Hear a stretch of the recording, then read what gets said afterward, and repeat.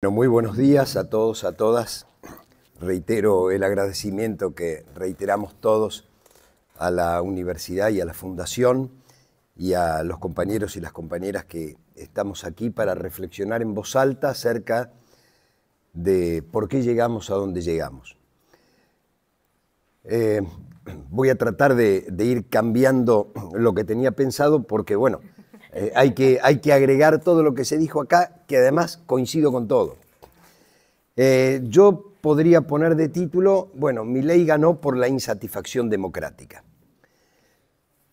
Y es cierto que a partir de la globalización neoliberal, como dice Ricardo, el objetivo de los grandes capitales, fundamentalmente de los financieros, fue eliminar la capacidad regulatoria de los estados, en todos los ámbitos.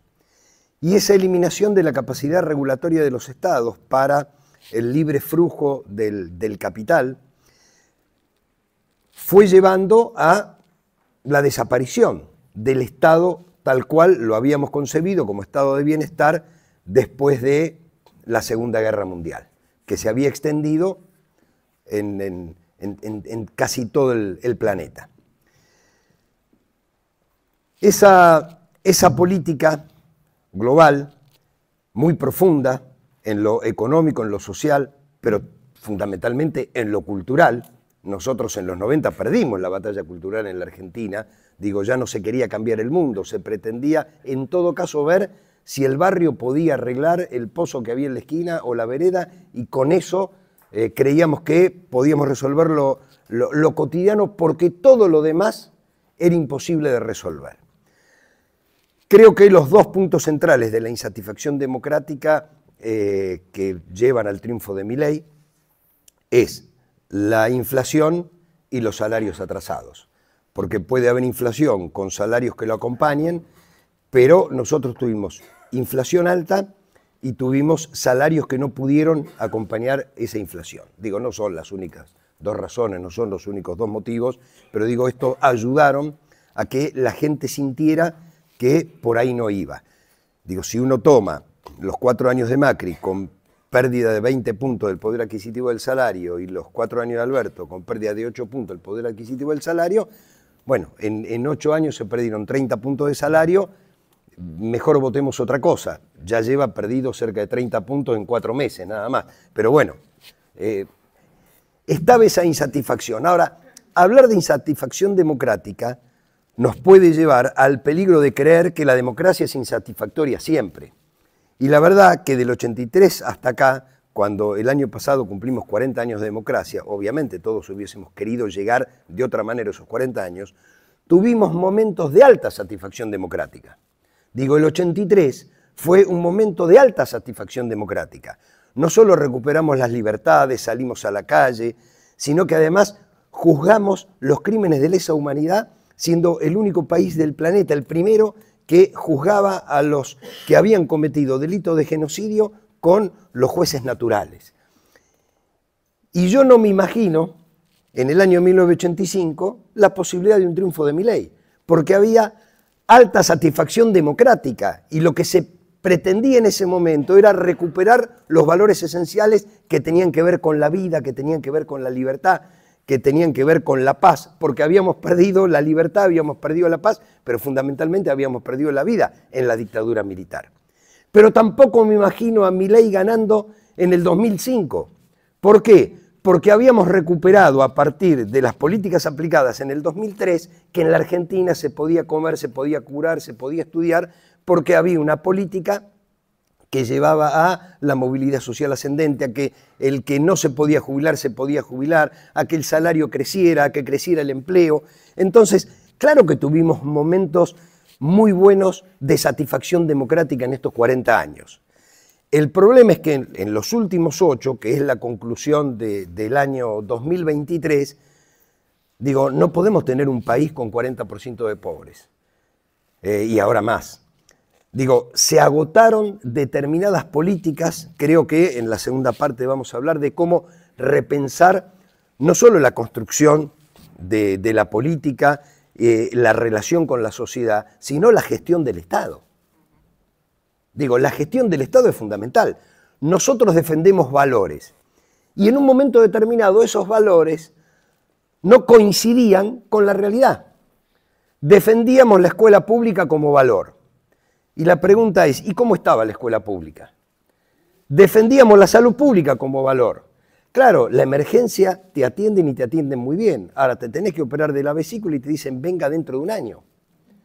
Entonces, lo que para nosotros, le decíamos a los pibes que iban en bicicleta sin ningún tipo de protección, si votás a Milei vas a perder los derechos. Y te miraba y decía, ¿qué derechos? Si yo no tengo ninguno. Digo, si yo estoy pedaleando esta bicicleta y no soy empleado, no tengo relación de dependencia, no tengo casco, me pagan lo que quieren y si me atropellan me tengo que arreglar por las mías. Entonces me parece que a pesar de esos momentos muy importantes de satisfacción democrática, por distintos motivos, y obviamente acá juegan las piezas blancas y juegan las piezas negras, digamos, del otro lado, nosotros también tuvimos un momento excepcional en América Latina. Fíjense ustedes cómo en el año 83-85 se plantearon una serie de políticas que tenían que ver con la deuda externa, que tenían que ver con la paz en América Latina, y por supuesto el mundo venía de frente y no lo pudimos resolver. El grupo Contadora, se intentó crear el club de deudores para que se negociara la deuda externa que habían dejado todas las dictaduras militares en la década del 70 y principios del 80. Bueno, esas políticas que se planteaban desde la Argentina no tuvieron eco en el resto de América Latina.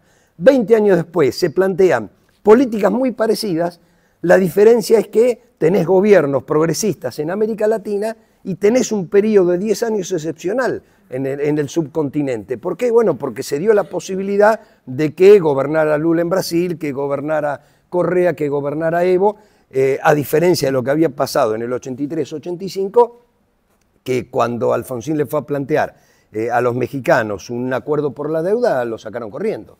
Y cuando Kirchner y Lula plantearon un acuerdo con la deuda, los dos la cancelaron con el fondo. Entonces, tuvimos momentos de propuestas políticas satisfactorias y tuvimos momentos satisfactorios y otros que el resultado no dependía de la voluntad del gobernante, sino, como se dice siempre, de la correlación de fuerzas. Ahora, llegó un punto que pareciera que nos olvidamos de todo eso, que nos olvidamos que en la gestión, a ver, yo sí fui parte de la gestión de Alberto, yo creo que tuvimos muy buenos funcionarios en la gestión de Alberto, digo, miro a 2, miro a 3, digo, en el banco.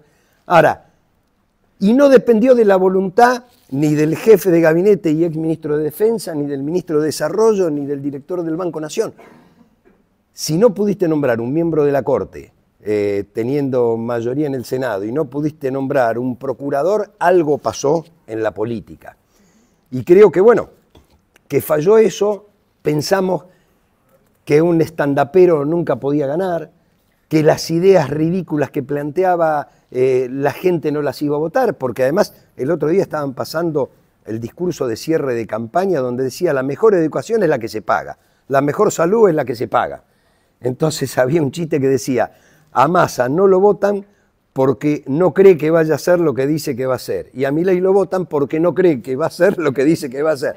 Bueno, a ver, falló la política. Entonces, me parece que bueno, esto nos tiene que, digo, si la democracia no resuelve las cuestiones de la vida cotidiana, la gente opta a cualquier cosa. Hoy lo que está en peligro es el propio sistema democrático. Por primera vez en 40 años tenemos un presidente que reivindica la dictadura militar. Un presidente que está dispuesto a eliminar la educación pública, a eliminar la salud pública, a eliminar las cosas más elementales. En el tema educación, y con esto termino. A ver, es una de las construcciones del ser nacional. Ley 1420, Roca Sarmiento, reforma universitaria, Irigoyen, gratuidad de la universidad, Perón. Se metió con todos. Digo, se metió con todos.